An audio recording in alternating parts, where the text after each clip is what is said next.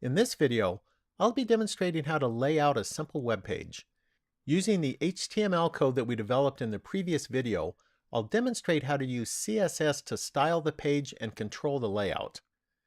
It's not my intent to teach the basics of CSS in this video. I have another video series that covers CSS. But what I want to do is to demonstrate using CSS to lay out a web page so that you can see how HTML and CSS work together. This web page will be the final result at the end of this video.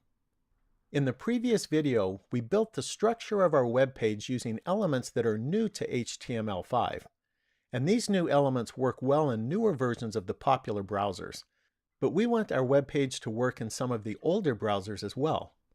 But since we used new HTML5 elements that didn't exist when the older browsers were made, the older browsers may display them differently than the newer browsers. By default, these elements are intended to be formatted so that they begin on a new line, but older browsers may not do that. However, this problem can be fixed by using a CSS style rule, which I'll show you how to do. For Internet Explorer versions 8 and older, a little extra work is required, but I'll demonstrate that as well. There are multiple ways that you can add CSS styles, and for this video, I'm going to be using an external style sheet. This is a common method for adding CSS. So create a new file. On the first line of the file, I'm going to include the character encoding for the file. Now add this style rule for the new HTML5 elements. The line starts with a comma-separated list of elements that the style will be applied to. These are the new HTML5 elements that we're using. Then the style declaration is enclosed in curly brackets. This is the name of the property that we're specifying. The property is followed by a colon, which is then followed by the value that we want to set it to. So this CSS style sets the display property to block for these elements. Now I'll save the file and give it a name. I'm going to name it style.css. It's customary to use a CSS extension. I'm going to save it in the same directory that my HTML file is located in. Now we need to link this CSS style sheet to the HTML file. So I'll switch back to the HTML file. In the head section, add a link element. The rel attribute specifies the relationship between this file and the file that we are linking to. Set this value to Stylesheet. Set the type attribute to text/CSS. The href attribute specifies the location and name of the CSS file. Since my CSS file is located in the same directory as my HTML file, all I need to do is to specify the file name. If the CSS file were located in a different directory, then I would also need to include the path to the file. So what we have done so far is to create a style sheet and then we put a link to it in our HTML file.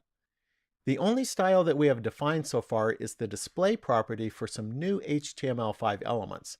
This style will allow these elements to begin on a new line in many of the older browsers as they were intended to do by default. However, this will not work for Internet Explorer version 8 and older. That's because these older versions of Internet Explorer don't allow CSS styles to be applied to elements that the browser doesn't recognize. However, there is a solution to this problem that involves adding some JavaScript code. This is easy to do, but for it to work, the user will need to have JavaScript enabled in their browser. So in the head section of the HTML file, add a script element. This is where the JavaScript code will be located. Then add a document create element function for one of the new HTML5 elements. In this case, the new element is the article element. Now repeat this for all of the new HTML5 elements that you want to apply styles to. Now since we only need this JavaScript code for older versions of Internet Explorer, we can enclose all of this in an Internet Explorer conditional comment. This specifies that we want the contents of this conditional comment to only be used for Internet Explorer versions less than Internet Explorer version 9. For non-Internet Explorer browsers, this JavaScript code will not be run because this whole section will be treated as an ordinary comment. With this JavaScript code, we will now be able to apply CSS styles to these elements in older versions of Internet Explorer. Remember that for this JavaScript to work, however, the user must have JavaScript enabled in their browser. I've tried this JavaScript code with Internet Explorer versions 6, 7, and 8, and it worked well for me. Working with older versions than that is not something that I'm interested in doing. Now let's start laying out the web page. The HTML code that we wrote in the previous video is for a news web page. Here is the header. This is the navigation section. The main content starts here. We have a section for local news, which contains 2 news stories. We have another section for national news, which also contains 2 news stories. The main content ends here. We'll be putting the aside element in a sidebar, and this is the footer. This is the layout that we're going to be making. The header will be at the top, followed by the navigation section. The main content will be here, and it will have 2 sections. The sidebar will be here, and the footer here. This is what it currently looks like in the browser. We're going to start by setting the padding and margin values to 0 for the elements that we'll be using. By setting these ourselves, we don't have to rely on different browsers using different default values. You may even want to add more elements to the list and use it as a template for future projects. This is what we have now. Next, I'm going to set the background color for the header section using a CSS style rule. But first I'll add a class name to this header element. Since I have multiple header elements, I'm adding a class name so that I can apply a style to this header element without affecting the other header elements. Here's the CSS style rule for setting the background color of the header. Since we're using a class name here, it's preceded by a period. Here's what it looks like in the browser. Now let's change the color of the heading text. I'll do this by adding a color property and setting it to white. Now when I refresh the browser, the heading text color is white. Now let's add some padding to the header so that the text will not be too close to the edges. We'll use 10 pixels on the top and bottom and 20 pixels on the left and right.